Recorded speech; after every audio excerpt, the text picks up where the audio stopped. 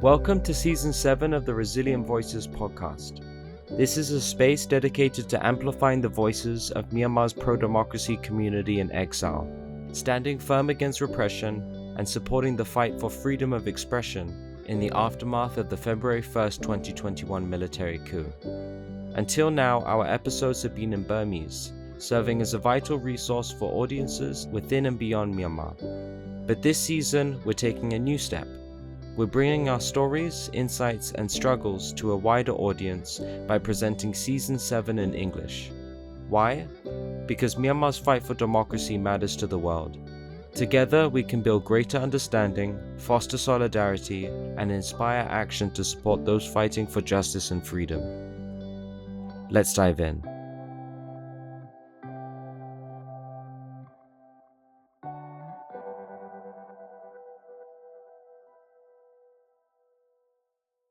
Hello and welcome to Youth Lai Lunge Lai podcast.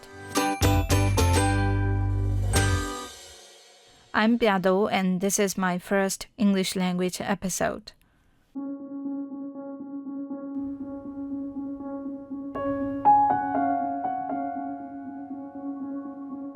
It could save a lot of my comrades. That car was like my comrade. However, fortunately, it survived.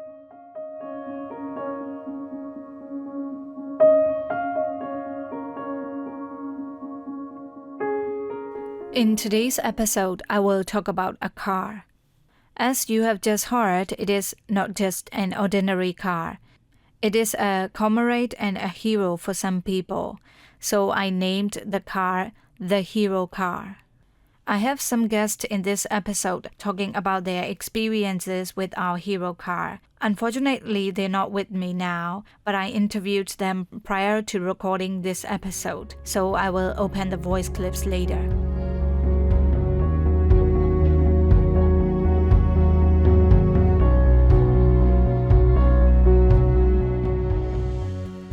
When I was in Karenni State, I saw an interesting car. FYI, Karenni, which is also named Ayar State, is situated in the eastern part of Myanmar. In addition, 80% of Karenni is currently controlled by the anti-junta forces. So we could say that it is mostly a People Defense Force controlled area. Okay, let's go back to our hero car. The reason why I said it is interesting is because that car is a pearly white color artifact in which the wheel covers have been destroyed by landmine explosions.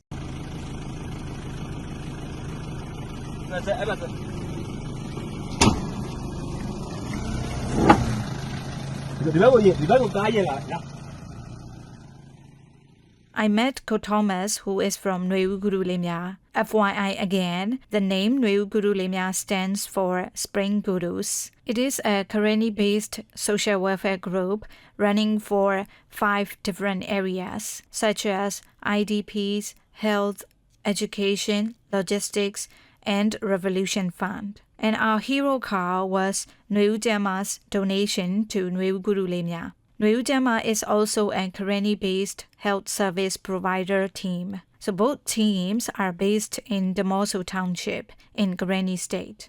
So Thomas told me that our hero car was Nui Jama's donation to Nui Guru to use as an ambulance. We use it mainly to rescue the PDFs from the revolutionary armed wings, people from IDPs when there is artillery strikes, and to send other emergency patients like pregnant women. That car was targeted by the military aircrafts several times. It experienced artillery strikes shot by aircraft machine guns and the hit of landmines several times. One experience is very vivid to everyone I interviewed.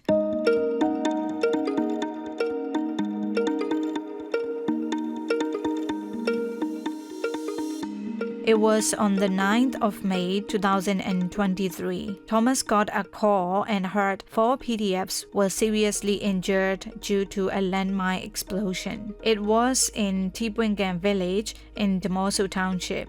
He called his comrade and medical team from Nui Guru Lemya, took our hero car, and went to Tipwengan village.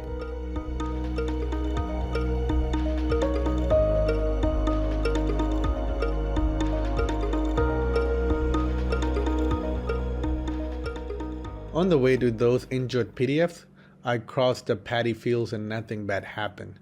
2 of the PDF comrades were seriously injured. Both of their legs have been gone. The rest 2 or 4 have eye injuries. I could say all of them were badly injured.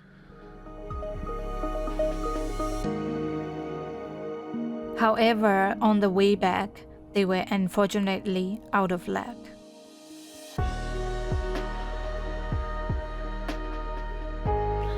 When we rescued them and on the way back, the route was different. It was an emergency, so I chose the shortcut. It was still okay at first, but when we noticed we were barking up the wrong tree and the way we chose was full of landmines, we tried to head back to where we came, to Tipwengan village. There we were hit by the landmine. The car hit the landmine and the left wheel was blown and the engine stopped. I tried to start the engine several times, and as soon as it started working, I drove it to a nearby field. It is impossible to carry people with only 3 wheels, so I moved the injured comrades to another vehicle and left the car there. Nopaletu, who is the founder of Karenni Midwife Society, was also in our hero car there. She went there as a medical assistant. I usually went along with Nui Guru Lemya's car when they try to rescue PDFs and civilians. Almost always. Yes, I could say almost always whenever they need medical assistance. I remember I went to the front line twice with that car, but I don't vividly remember the first time as the patient was my real brother and my friends. All other people I know, so I was so intent on rescuing them and don't remember things happened well. Nopaletu's brother was one of those injured PDFs. She lost her own brother on that day.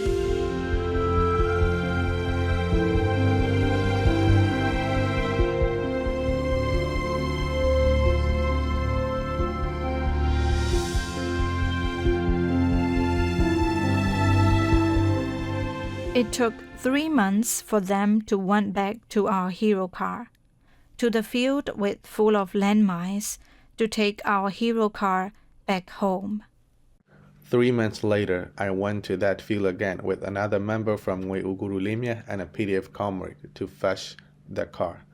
Of course, we saw landmines, but we are not professionals, so we didn't try to demine there. I carefully watched my steps and tied the car with a rope. Then we tried to pull it back by another vehicle. But the steering of that car we pulled locked and it went astray and hit by the landmine again.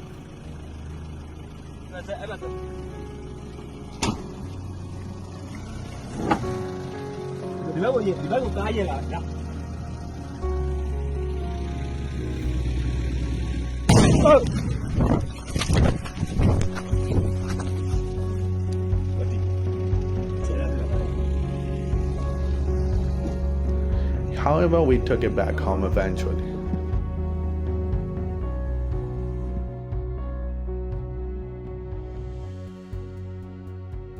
I was emotional and very proud when Thomas showed me that video. In the video, they tried to pull our hero car, and it was hit by the landmine again, and I saw the right wheel was blown in the video. However, that was not the only attack on our hero car. As far as I know, Arafat has been the target of the military SAC twice after the hit of this landmine. I remember once we parked all the cars we have for Nui Guru and the military attacked our place with airstrikes. The car has been shot a lot by machine gun fire. There are lots of holes in it.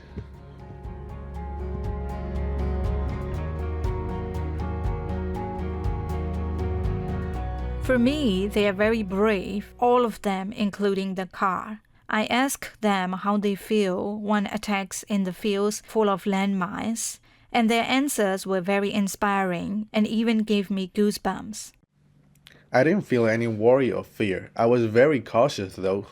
I feel like I left it in the minefield, and it is my responsibility to take it back home. Nobeletu also told me that she wanted to rescue her brother and her friends. She told me that she even ran in the field as the car couldn't be driven in the field. I interviewed another member of Nwe'u Guru Lemya. He was also with Thomas when they went back and got our hero car. He told me that the military soldiers tried to burn the car. He saw burnt clothes in the oil tank of the car. However, fortunately, it survived. I still remember his face when he told me that situation. He was very proud of our hero car being survived.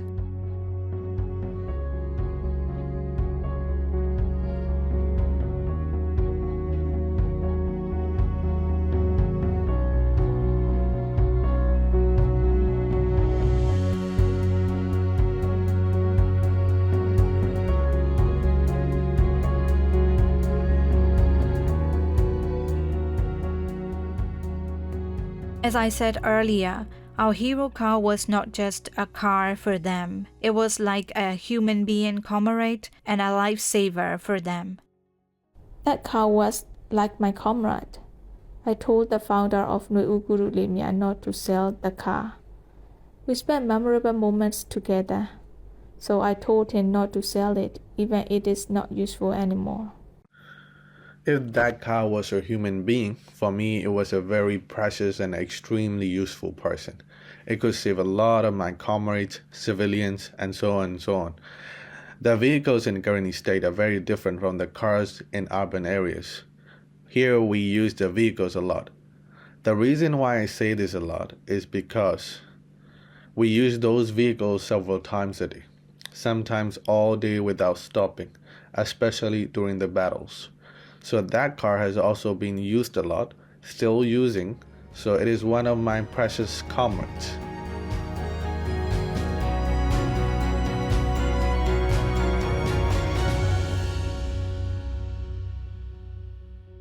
Our hero car is still serving to help a lot of people in Demosu Township. Everyone who knows about the history of that car says that they will put the car in the museum after the revolution has prevailed.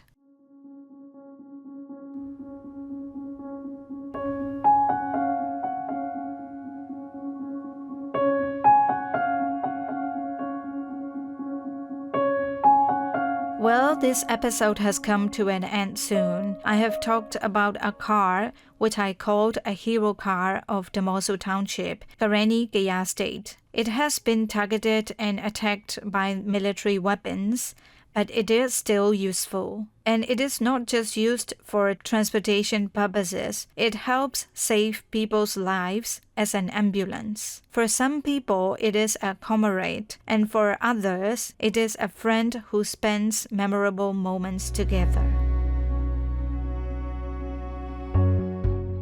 Well, I have to say goodbye now. I hope to produce more English language episodes in the future. If you have any questions or comments, please do not hesitate to write in the comment box. You have listened to the Youth Line Lunge Line podcast. Thanks for listening. Bye for now.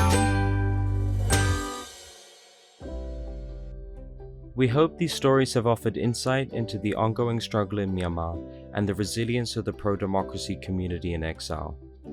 We encourage you to share what you've heard with others, amplify these voices, and help keep the conversation about Myanmar alive. Stay connected with us for updates and new episodes on Instagram and Facebook at Resilient Voices Podcast. If you enjoyed this episode, don't forget to hit the like button. Your support helps us reach an even wider audience. Until next time, take care and thank you for listening.